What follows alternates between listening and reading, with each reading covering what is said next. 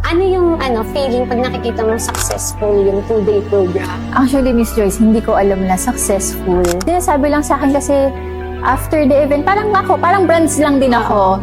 Doon ko lang nalalaman na, uy, ikaw si Bucon, ginaganon ako. Tapos sabi ko, bakit po? Natatakot pa ako. Sabi ko, Lulu, may reklamo ba to? Yung mga ganon. Tapos sabi ko, ganon.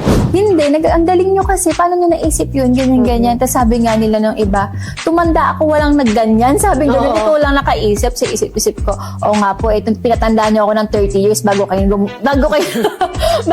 nagkaroon ng ganitong event sa Pilipinas. So sabi ko nga gano'n, hindi ko alam na successful siya.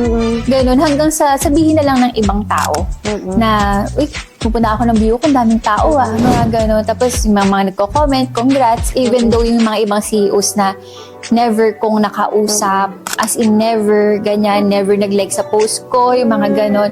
Magugulat na lang ako, nag-PPM, congrats Miss Liz, ganyan. Sabi ko, okay, masaya. Sabi ko gano'n, parang, ano pala tayo, na-appreciate naman pala tayo ng tao. Successful siya for me kasi hindi kasi biro magkaroon ng event.